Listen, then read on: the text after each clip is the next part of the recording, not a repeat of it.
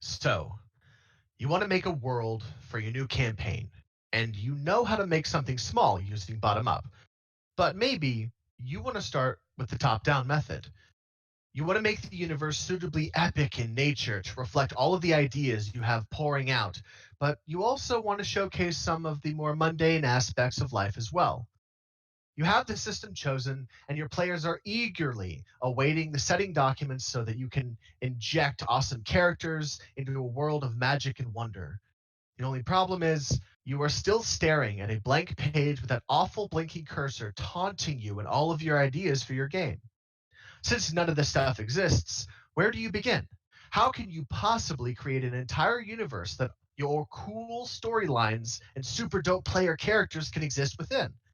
We are going to answer these daunting questions about top down world creation and more tonight on Playing God. I am your host, Xander Nolan, and with me, geographically removed but technologically present, is Nick. My reward will be a spider silk area rug Logie. What's up, dudes? So, Nick, you have said before that you typically do a combination of both top down and bottom up processing when it comes to creating your worlds. What are some of the things that you like to build with the top down approach? So when it comes to deciding between top-down and bottom-up approach, since we've already covered bottom-up, I'm not even going to mention that one. But with top-down, what I like to determine is if this thing that I need to make, whether it is a planet, it is a character, it is an object, whatever it happens to be, if it needs to have a story associated with it, like a tangible tale that's told in the world, then I'm going to go with the bottom up approach because that's generally easier to do and incorporate that story into the rest of the world. But if it doesn't need the story, that's when I go with the top down approach. This is stuff like making my own physics, because we all know that I love to bitch about physics. Physics, and bitch about it every time. Where I'll create gods, entire solar systems. Basically, the big picture stuff is what you want to be looking at when you go to the top-down approach. You're not focusing on any of the little details or anything. This is just the big, these are the rules of the universe. This is the kind of the setting that I want to be in, even if I don't have anything to fill it out with yet. It's like starting a flat plane creative mode in Minecraft. There's nothing there, but you have access to everything.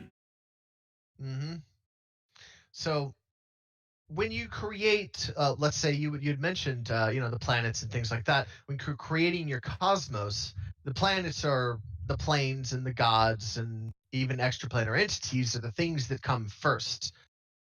Whenever you're looking at creating these things, you have to answer some rather basic questions.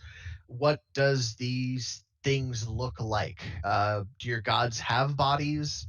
Are the extraplanar entities just pulses of energy throughout the expanding universe? Are the planets flat? Are they round? Are they oblong? You can answer all of these questions, and they don't necessarily have to have any real purpose to them. They just are, much like our planet Earth.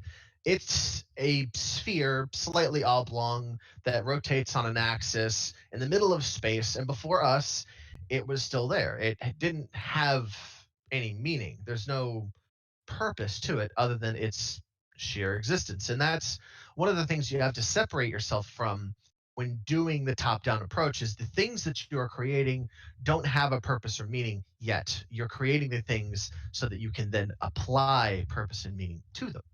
That's a good way to put it. So let's start with talking about scale, because just like with bottom up, the scale of top-down development is still important.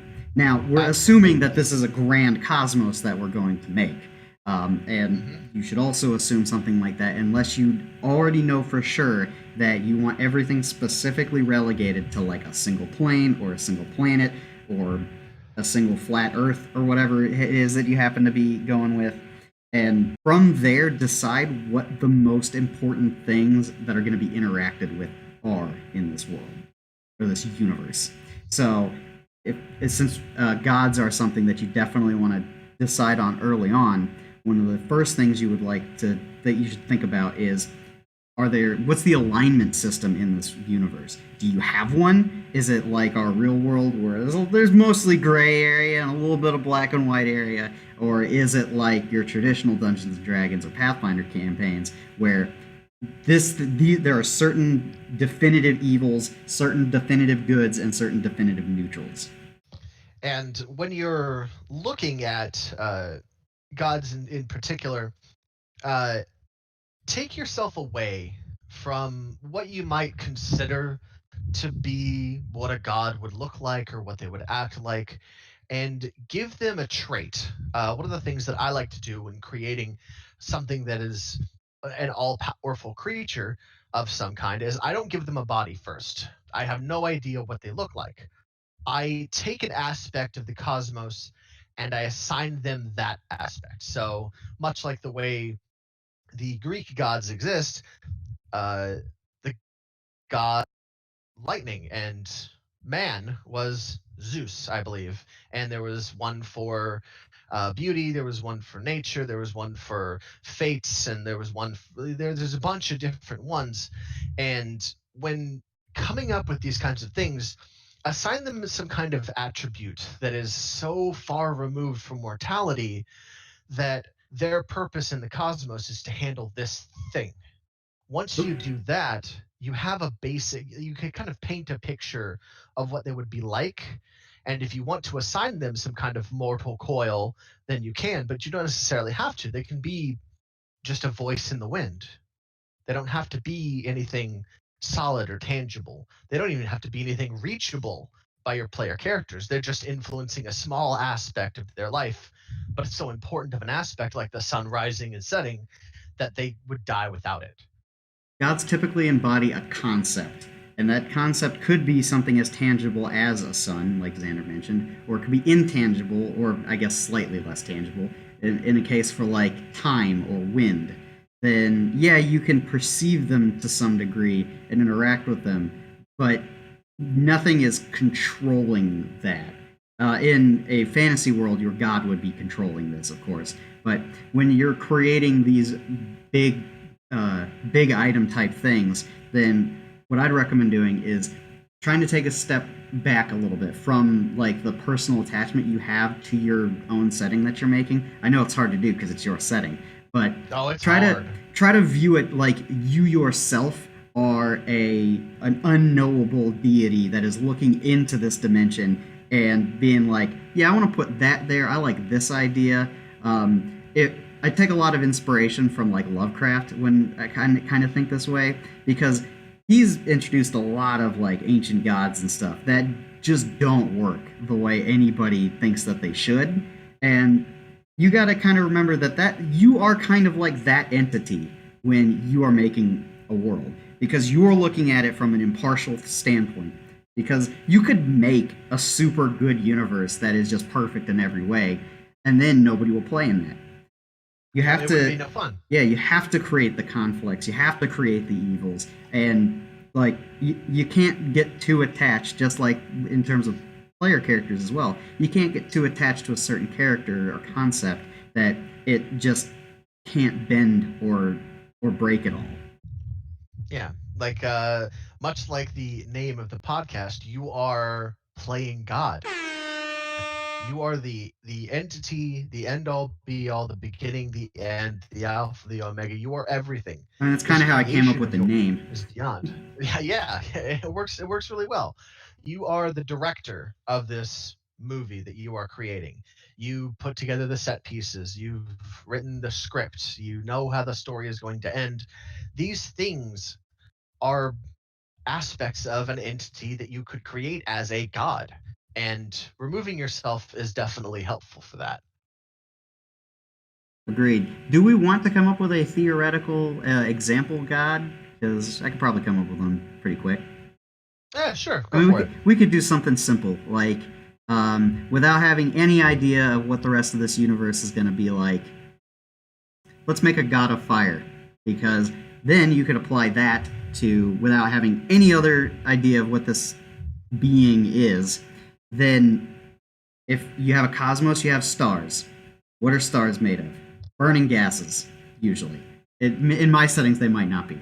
Hell, the Because you like to fuck with physics. right. I mean, we'll use a real example in Starfinder where stars are actually just like links to the plane of fire. So that's why it's like just there's so many of them and it's so hot and shit like that.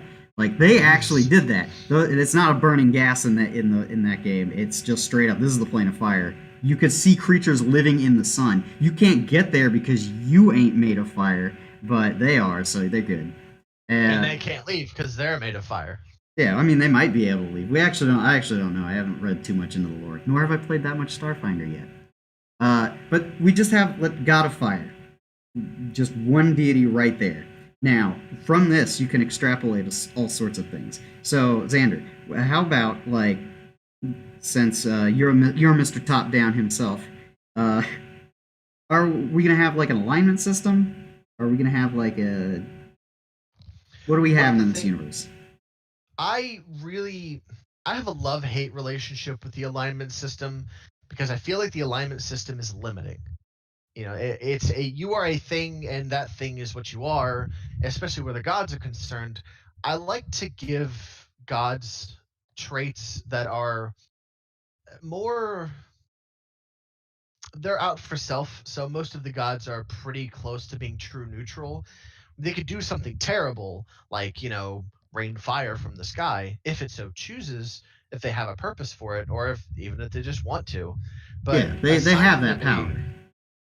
Assigning them an alignment seems like that's limiting their all-powerfulness. Why would you do that? Well, here's why you would do that. Let's take Legends of Latir, for example. That has an alignment system in it. I'm not hard set on everybody following their alignment to a T, just like the gods aren't. But if a god is of a chaotic nature, then that could explain how you got an alignment system in your universe to start with. So some cosmic being shows up in a blank universe, and they're like, hey, this is free real estate. I'm going to go ahead and... I'm a thing now. I'm a thing, so...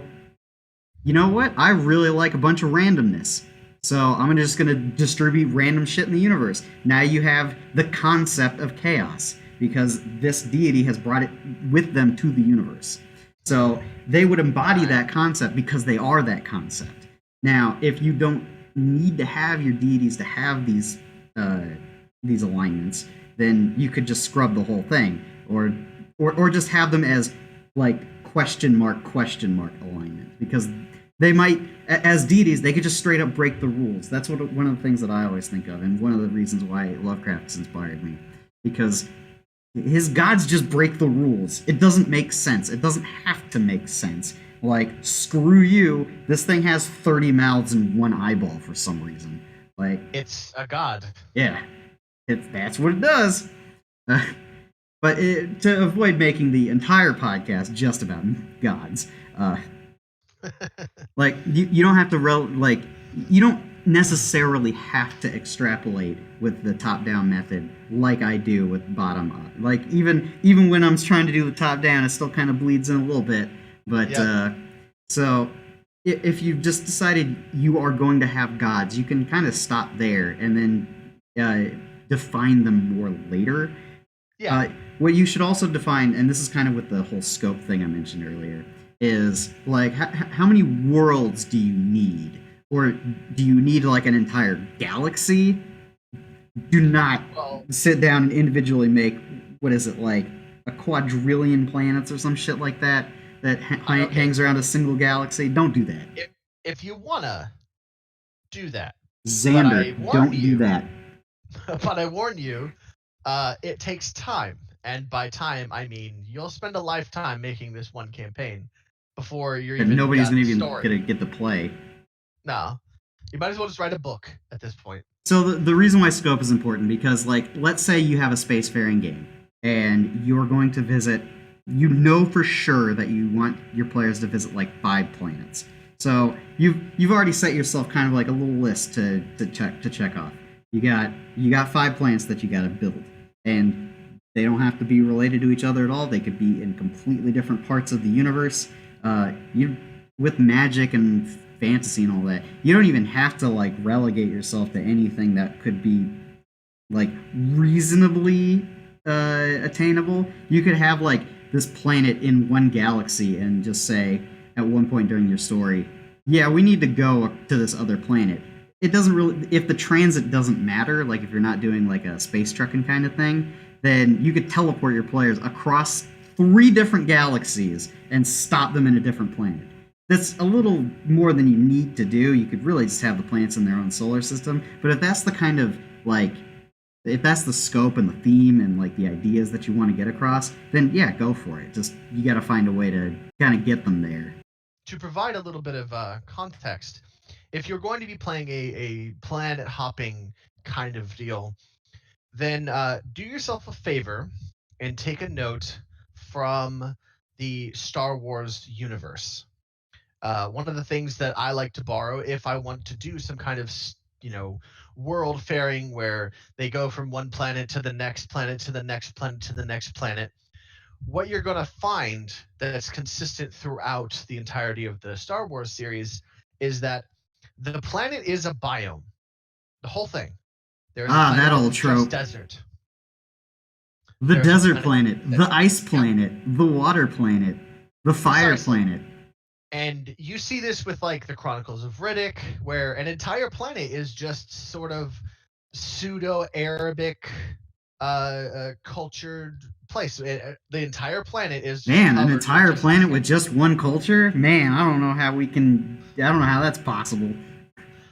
But when you create these kinds of things, you want to give enough of a variety that your players aren't questioning, oh, so we're going to a desert planet. They expect it's going to be hot.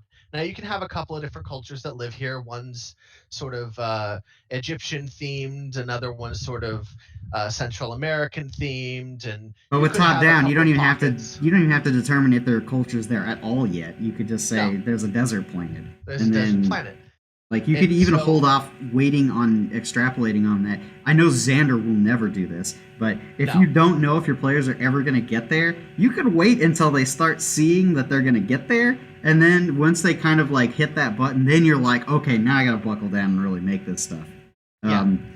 That's better if you're better at doing that kind of on-the-fly stuff. I probably even wouldn't I probably would actually sit down and make this plan before I've deployed anything, though.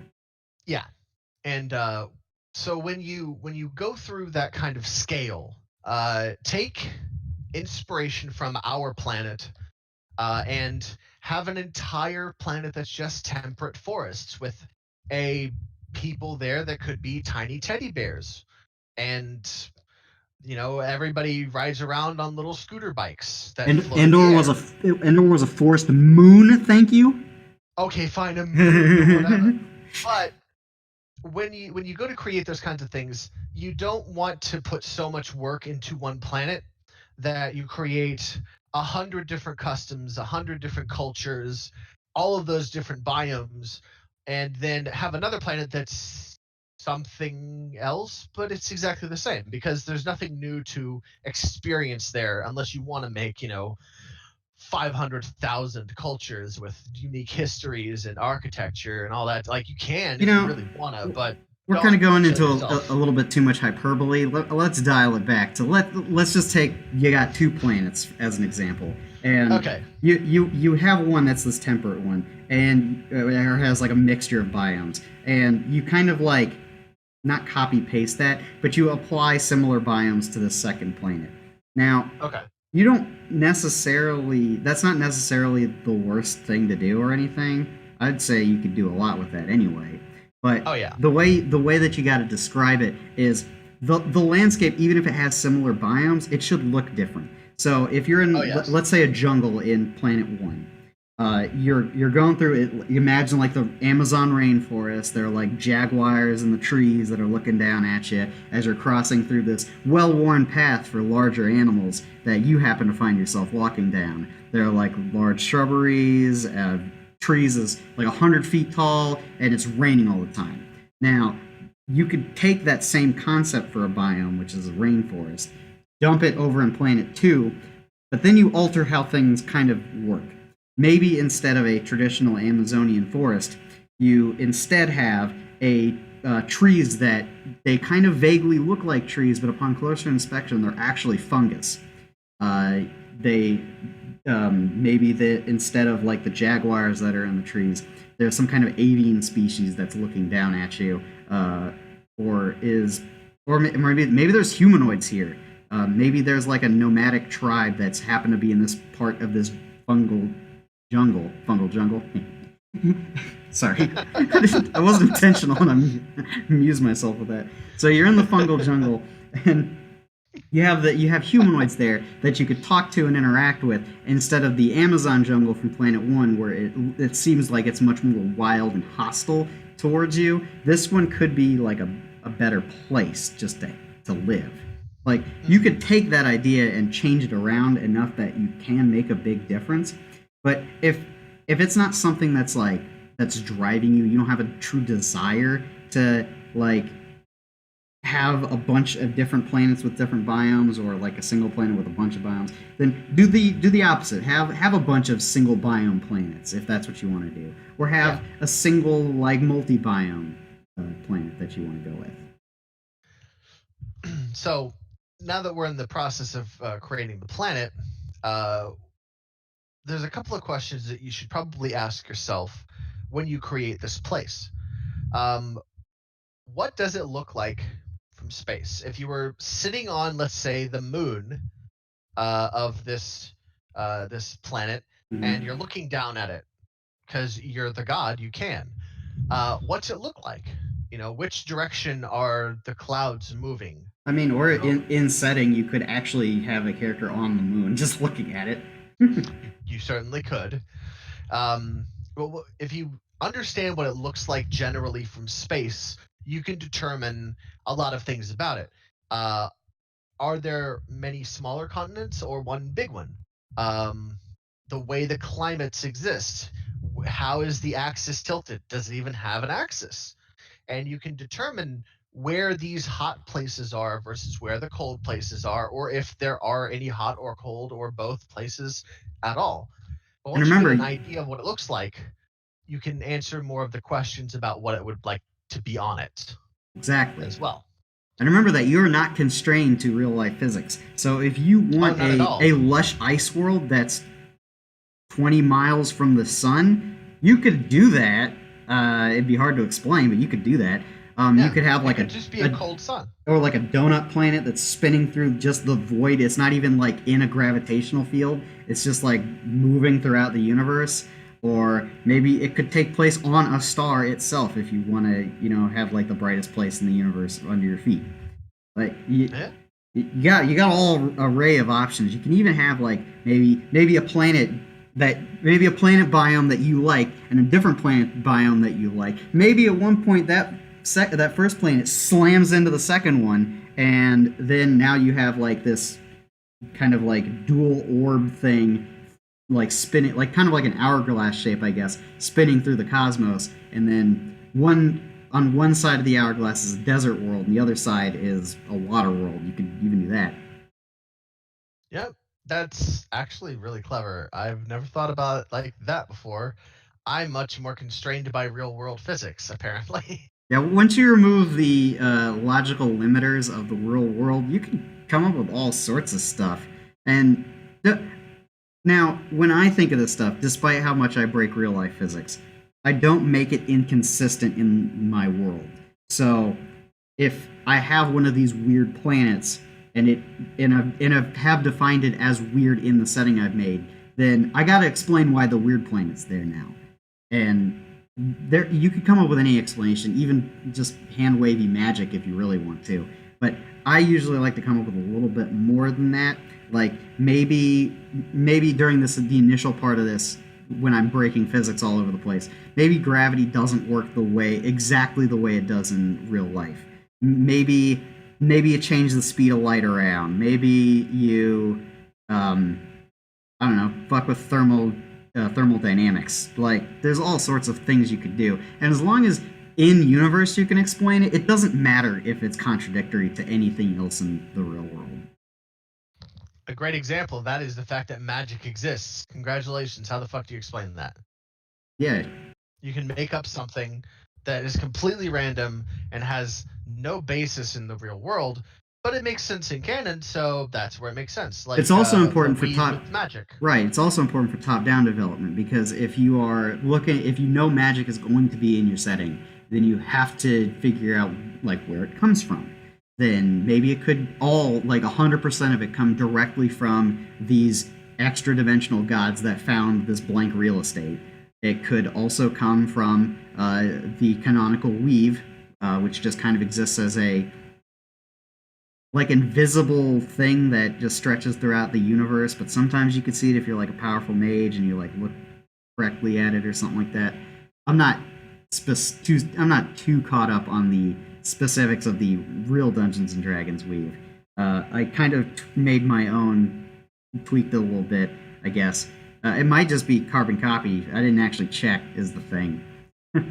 One of the one of the ways that I dealt with magic created nexus points, and the magic would radiate out from those points because it was coming from the center of the planet, and where these nexus points are where the magic is most potent, and that created kind of a sort of Wi-Fi like signal to where if you were within it, you could cast magic, but there are dead zones that just don't have magic, and it doesn't matter if you're a first level or a 53rd level wizard, you can't cast spells here because there's just nothing to for the magic to grab onto That's to a be used. that's a clever way to do it. You could also have that basic concept, but you could just apply the invisible Wi-Fi signal of magic as light itself if you want to. Then you can have it as like when like a star is born, then magic erupts into that area, which is like a life-giving force, as well as all the other different forces that it can do.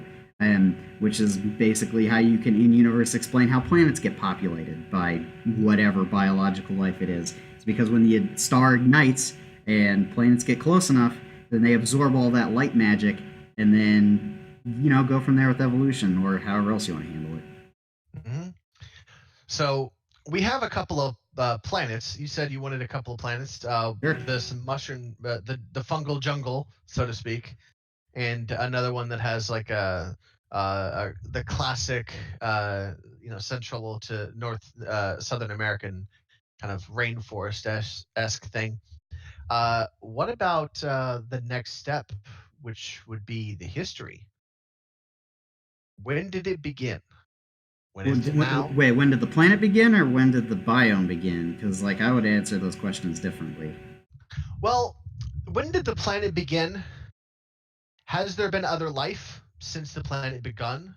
Oh, I got a question. I got a top-down style question for you, Xander. Shoot. Can matter be created or destroyed? Ooh. See, in normal physics, I will always answer no, absolutely not. However, because in my systems and in my campaign settings, I like magic, yes, it can be created and destroyed. That's exactly how you have the create water spell. Okay, all right. So we've established a little something about this world in the terms of physics, which is definitely what we needed to have. We needed to ask that question for this because it helps decide what the rest of the answers are. So, how about this planet just appeared one day? Boop, it's a planet. Like, all right, so take planet one, like, okay, or whichever one you want to start with.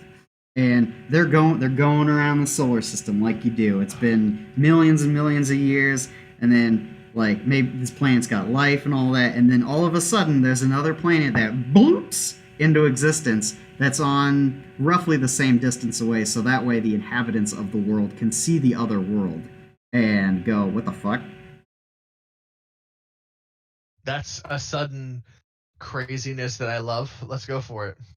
Because that's something you can really only do in sci-fi fantasy, where you have the situation where you're looking up at another entire planet and it's like right there. It's not like you have to use a telescope to view it. It's like, oh shit, is that supposed to be up there? I'd say it's about as far away from them as our moon is. Yeah, okay, we could go with that route. With a powerful enough telescope, you could see someone's house on the other on the other planet. Yeah, exactly. Yeah, sure. Like, how did you want this planet to just appear? Because I just figured it would just appear, and I have an idea of how I would want it to appear. But what would you suggest? The way that I like to introduce things like this is if something is going to appear, I like to give it a flashy, showy entrance. Oh yeah, you got it. So, suddenly and without any warning, there is a bright flash in the sky that kind of does the whole, like if you remember what it looked like for the Death Star to explode from Star Wars, just and suddenly there's just this rock spinning around up there in the sky, and it's close enough that like a powerful enough spellcaster could probably launch something at it if they wanted to. All And right, it's just kind of spinning up there. cool. And this would have happened, I would say, in the early days of civilization, the hunter-gatherer. That way you could create the explanations for like gods and things like that. All right. So, see, something I was thinking about. I don't know if this is interesting to you, but I was wondering how the planet got there more so than just it appeared. And I got to thinking, it's like, what if there were two deities in a completely different reality that were feuding over something on this planet, and Ooh, nice. their powers combined in such a way that it basically tore a hole through the dimensions, and the planet was pulled through there, and that's why it just appeared. So they're like, "Uh-oh, we lost our ball," and that's all the gods care about it because it's just a planet, whatever. But everybody who is on that planet is just like, "I don't recognize the stars now. What happened?" Oh no, we lost our ball over the dimensional fabric fence. Yeah, that's how the gods look at it. They're like, "Oh well, whatever. We'll just Mr. Terwilliger over there. We're not going to be able to get our ball back from him because he's an angry old badger. But let's just make a new planet." So they do their own thing in their own reality. But then this planet shows up in ours, and that's a pretty decent explanation for like a character from there. So if your player is just like, "I want to be from that planet," then you could sit down with them and be like, "All right, well, what was the universe like before it suddenly changed into everything that isn't now?" And you could really role play out that like the confusion, just the bafflement that would occur if like if Earth was just a different universe all of a sudden, and you're like, "Oh, what?" Like everybody's panicking, like there's fires being started, there's like people are looting and raiding, and like maybe this planet came from a reality that didn't have magic. So maybe now that like certain biologies are attuned to the magic that they're now introduced to, then maybe people are like, "Why am I a wizard all of a sudden?" And then they shoot. I'm suddenly a wizard. And then somebody else busts in through the door and says, "No, that's incorrect. That's a sorcerer." And then and then they leave. So we have how our two planets began. That is a long, long time ago. The deciding when is it now is a relative term. And if you want to have your setting be modern, you can make it thousands, hundreds of thousands years in the future. You make it millions of years in the future. Humans or whatever creatures have been in existence for so long that history stretches itself back to the point where you don't have moments in history that are remembered. There's been 5 or 6 extinction events. There's been a couple of thousand genocides. They don't even have names. I mean, this is also the perfect opportunity to decide whether or not that if immortality is a thing in the universe, because you could very well just say maybe there's like an infinitely old hermit who has seen everything and he just doesn't want to talk to anybody anymore because he's seen everything. He's watched the dinosaurs die, or whatever the equivalent is. He's like seen civilizations rise and fall, and it's fucking boring now. Like people just keep repeating themselves. They need to quit it. So like he calls them flash in the pan races. Yeah, like you could have a whole like character. He could be one of the deities. Like he's like made this universe, and he's sitting there, and it's like, man, I did a really good job. And like as the millennia passes, he's like, man, they're really fucking up everything I gave them. Are you serious? Why would you do that? That's actually great. I've always loved the idea that the god kind of existing there in the world with you, but he's kind of crabby because all of the gifts he gave you and gave life is just gone now. And he just, ugh. Like, oh man, Just I gave you free will, but I didn't think you'd do that shit. What's wrong with you people? how did you make nuclear weapons? That element didn't even exist before you guys came along. You created a natural element. What the fuck? I didn't give you that shit. I'm done. I quit. And then he goes back into he goes into like the tallest mountain in the universe, and he just like hides out there forever. So, you've decided when it began. We have now 2 planets, one that just kind of blipped into existence, and when is it now? Well, when is it now is a good question to ask, because that it's it's less about like the literal time frame that of like the universe, and more about like I think it's more relative to technology levels is when I usually think of it as when is it now. So like this planet that just popped into existence, those I feel like those people would be like not technologically advanced, but like more well off than the people on the planet that was already there, because they were. This sounds very tribal and like low tech coming from these telescope guys who are looking at this new planet, who are like, "Whoa, what's all that stuff?" Well, when we think about this, we could also apply another aspect that they cover in an anime series. I don't know if you've ever watched Full Metal Alchemist or not, but in Dude, the I Full love Metal Full Metal Alchemist Alchemist. universe, in their universe, they can do alchemy.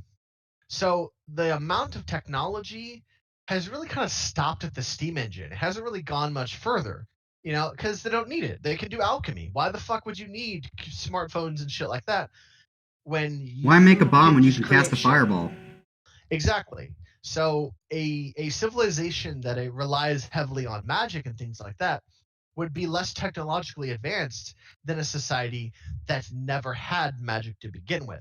They're fighting really hard to try and survive, and their technological advancements are what keeps them living comfortably. So we're getting They don't like have magic. some real contrast between these places. Like the first place is Exactly. relying on magic because it's existed their entire existence, and then these new people who just popped into this reality, they have machines and stuff like that because that's what needed to happen in order to get even close to the same results as you could with a snap of your fingers and a few magic Precisely. words.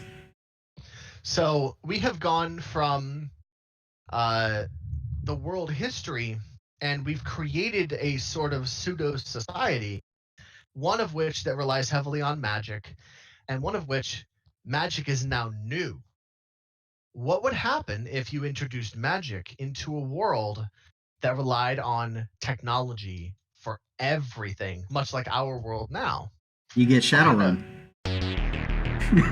shit? So on planet 1, we have Dungeons and Dragons Classic with the fireballs and all that shit. And then planet 2, suddenly, you have to go to the 80s to go to the future. Yeah, you got to go to the 80s to go to the future. So we have Shadowrun on the other planet. Oh, that's crazy. But, we're playing God, so we could do that. You can We do have whatever. Shadowrun on one planet, and, it's not far off to think about what happened with the moon there, Nick. But no, the moon did not just show up out of nowhere. I'm going to tell you that much. Like, Oh, I know. I gathered that. But the difference between, Outer Sanctuary and Latir is so vast. yeah, they Like one they have shadow on the other. cyberpunk. Well, theirs is a high fantasy society because they did have magic the whole time. So they kind of just made, since magic can't be utilized by everyone, that's why the technology exists, because technology can be utilized by everyone. You just got to kind of figure out how it works. Yeah. Now that we've got our sort of pseudo history down, what kinds of societies exist? Now, when you create a society, there's a few things that you have to ask yourself. A society is based around what kind of natural resources that they have access to, almost 9,000% of the time. Well, And let's pause for a brief side note where I go back to the part where we decided matter can be created and destroyed.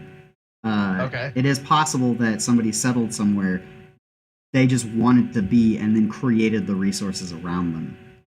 well, they certainly could have, I'm yes. just saying that's why it's a side note. We don't have to jump into that, Yeah. but just as an So idea. yeah, so you could have places that like there's an ice cave in the middle of the desert for some unknown reason, and it's cold as soon as you step across this line, but it's hot when you step out of it because that's what they wanted. I actually did have a setting that had something like that in it. It was an island that had each of the four seasons represented, and they did. It Ah, wasn't like straight lines, but they had hard lines where it was like snowing, desert. What? what the fuck just I happened? mean, it was a comedy campaign where one of the key NPCs that they allied themselves with was a mimic. So, like, it was pretty batshit. So the questions that I ask myself when creating societies, what natural resources do they have access to, and what resources are they lacking? This sets up a sort of a conflict, which if they don't have access to a lot of clean water, like if they're in a desert planet, water is going to be the thing that they are going to covet the most. So there's going to be a lot of wells that have dried up, and they have a plethora of like gemstones and things that you can mine easily from the land, and they would trade those things with others for water. And that raises the question: do they trade openly, or are they generally warring, or are they generally peaceful? Do they follow science? Do they follow faith? And the ethnocentricity of these particular places, is it all one race? Are they multiple races? Do you have lines in the sand, much like the way Latir uh, was born? Is there was a dominance for elves, there was a dominance for the dwarves, dominance for, they had hard lines, which this is elf territory. If you want to deal with anything, you got to go talk to the elves. But the humans ran everything, guys. Let's Yeah, make so no it's still mistake about that. blanket. Yeah, humans still blanket control everything, but that doesn't mean that they're the only people you get to talk to about bureaucratic stuff. Yeah, and when you think about what kinds of resources they have available, it tells you what kind of people that they generally could be. And we're going a little further down I mean, than well, I we usually go also top you down. also kind of glossed over the fact that you made multiple races because that's one of the things you ask with yourself in a top-down scenario. Yeah. Because if there are multiple races, for example, let's just take Deadlands Wasted West real quick. The Okay. only character race you can play is a human. Period. Now, what you could do within your humanity, that can be varied because you could turn into an undead cyborg because all cyborgs are undead in that setting. Um, you could become what's called a herod, which means that you're effectively a zombie that's possessed by a demon, but you have control over yourself most of the time. And That sounds like fun. you still start as a human and you still count as a human for the purposes of everything. Like you're not gonna find another like true race in the Deadlands universe. You're not gonna find like elves. You're not gonna find dwarves or anything like that. I mean, I guess you could find the really weird like bad things that are all out to kill you, like all the various monsters and stuff. But they're not really organized or sentient. They're just monsters, pretty much. They're there to kill you. That's their purpose. Yeah, and kill you they So will. oh, it sounds like it. If you're walking around as a freaking zombie monster and there's things that are trying to kill you, I'm willing to bet those things are pretty fucking ridiculous. Oh yeah. We've got our planets. We have their, basic history. One kind of popped up. One was magic heavy. One was technologically heavy. Uh, these societies can be any number of things. Because you're working with entire planets, you can create, 5 6 different kinds of society per planet that kind of illustrate the different areas of said planet. Like the way that the society for the Egyptians worked was vastly different than the way the society for, say, the Chinese worked, because the Chinese had access to very different resources, and because those resources were different, their not their faith, but their reliance on certain things were more or less evident. And the fact that in Egypt, a lot of their structures were built from limestone because they didn't have access to trees. Where in China and Japan and in the Germanic states, there's a lot of structures built from wood because wood was a plentiful resource that they could, harvest easily. So the further north you go into temperate forests and things like that, the more structures you find built out of wood rather than stone.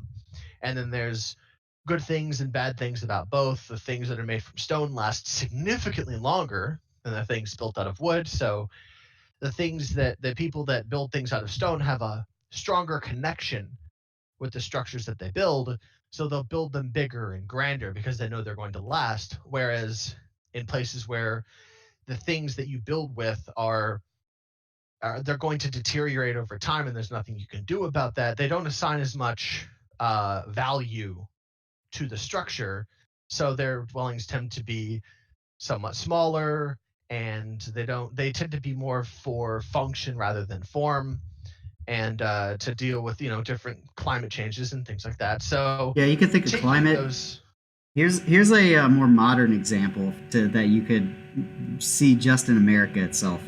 So I live down in the stupid hot state of Georgia, and what do you need down here in Georgia, Xander? air conditioning. That's exactly it.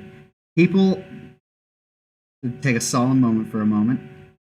People actually die over the summer a lot down here if their air conditioner doesn't work because people just get heat stroke. Yep. It gets that ridiculous. Now, if you move up north, eventually they just stop installing air conditioners in houses because you don't need them. It never gets hot enough that it's worth it to have this expensive machine that uses the ventilation in your house to move cold air around. It's just completely pointless. Now, what is a necessity down here in the South for pretty much survival in a lot of ways is just completely absent up top. But I mean, you also get the opposite effect too. So up north, you have like wood burning fireplaces and like good heating systems, whereas down here, I just don't turn on the heater ever when it's winter because who cares? It's still warm. Yeah, like a really good example is I left from central Illinois uh 2 days before New Year's Eve. Um and I was bundled up in a coat, and I was cold. It was actively snowing. We drove down to Georgia to visit Nick over over New Year's Eve, and we were hanging out in the backyard in short sleeve shirts. And 2 days later, we were out on the beach because it just doesn't get cold there. It was 80 some degrees, and it was the first time I had sweat since summer, and I was just walking down the street in downtown Savannah, and that's on January 1st. But if you continue up, like 3 or 4 freaking longitudinal lines, it was so cold that uh we had a blizzard 3 days before we were supposed to go down there to see him, and I was wondering whether or not we were going to be able to make it. And I completely forgot the fact that we had a car that didn't have air conditioning, and so we drove from the frigid north in the middle of January, or well, it's technically the end of December, but whatever. It was really cold out here, and we drove down there, and we were slowly adjusting the heating knob up until we just got to the point where it's still blowing hot air, but it's hotter inside the car than it is outside of the car, and we were slower lowering the windows down until we finally got there. I remember taking a trip with Jay the first time, and it was so humid that when we finally got down to Savannah, we'd left from Chicago in November, stopped halfway through in Tennessee, and I wake Jay up. I'm like, "Hey man, wake up."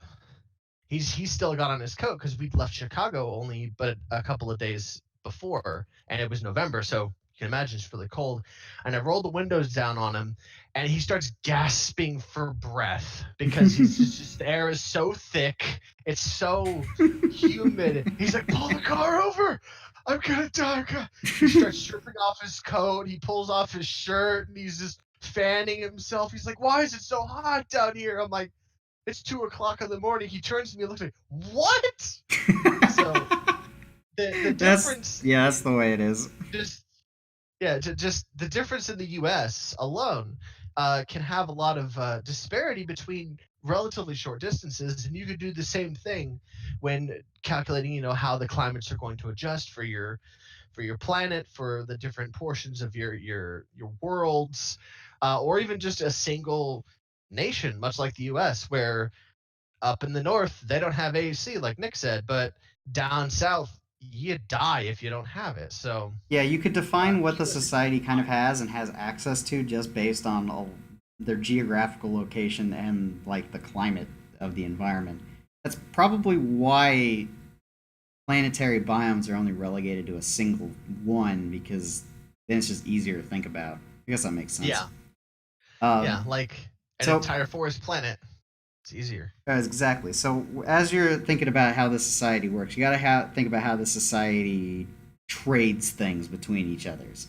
Oh So yeah, the yeah, money. Xander's all about the economics and actually doing some real math, but I'm not. So when you have an economy that you're setting up in a world, what I usually try to do is I always try to make the currency that is like being used as a standard that doesn't inflate at all. Even if it doesn't make Yeah. sense, I don't care. Because this is mostly from just a strict gameplay perspective. You can totally have a pure barter based economy. But do you, as the GM, really want to sit there and haggle with your players every single time that somebody wants to buy or sell anything? I No. don't. Now, the closest I think we got to bartering was when we went from Latier, which is the surface world of the game of Latier that we play, down into the Underdark. They don't have use for gold coins and things like that because it's everywhere. Like you'll walk around and kids kick a gold block, 5 or 6 feet because they're upset at their parents for telling them that they can't go out You after were about to say dark. after dark, right? I was about to say after dark, but it's always dark. But the 10 torches that you get at character creation that we use like maybe what 3 of the Yeah, entire you campaign. motherfuckers use like 3 of them because all of you have dark vision. Dark vision. So we've got this thing full of torches, and we're just like, "You guys like torches?" And they're like, "Hell yeah, give me that shit." So we got like food and supplies and things off of just regular old torches that you get at character creation for free that barely ever have a use. And so a little bit of bartering, if it's going to be like a drastic change from like one society to another, is okay. But be sure that you know your players fairly well and it doesn't take up too much time because you don't want to spend your entire game session just trying to figure out how to get enough rations to survive wherever it is you went to.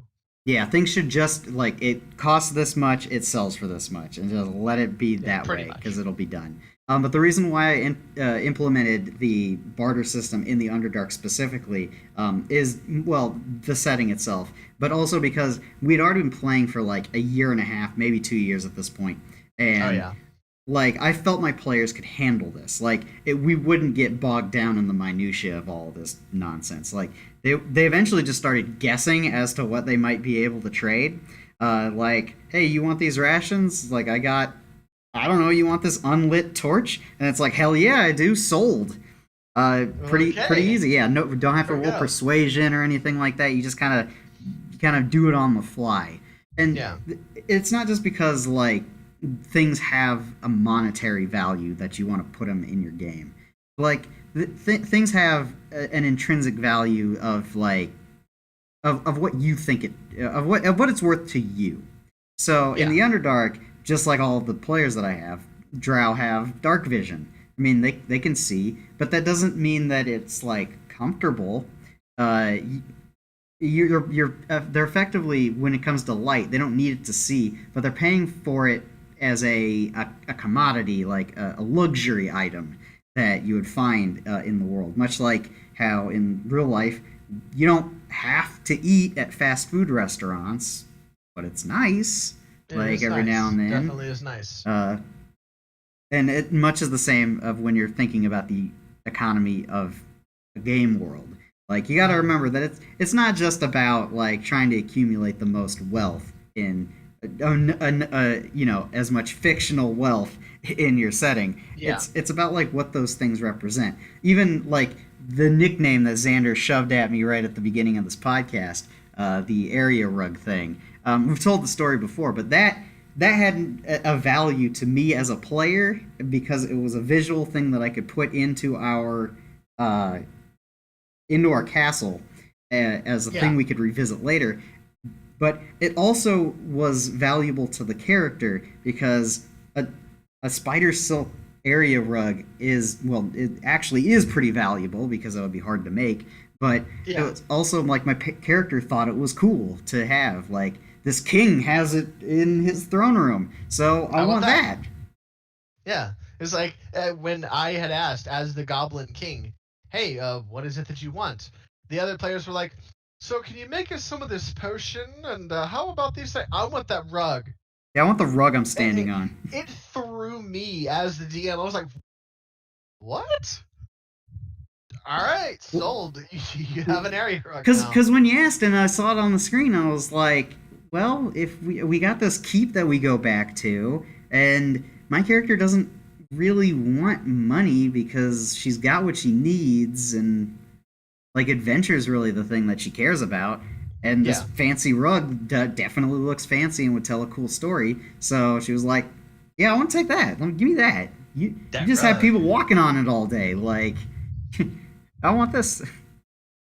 And I was totally happy when we got to the end of the quest and Xander basically just deleted the icon from the King's Keep and then put it in ours.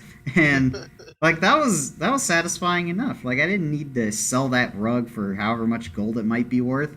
Like I just wanted it as a set piece thing. Yeah, that rug. And when another thing to look at when you're at economics, you want to create a little bit, just a little bit of disparity between like the classes of the people, because as adventurers, you're going to come across probably lots and lots of money, but adventuring gear is kind of expensive. But what do you do when you're no longer adventuring? Do you have a house that you go back to? What kind of goals do you have that you're doing this for in the first place?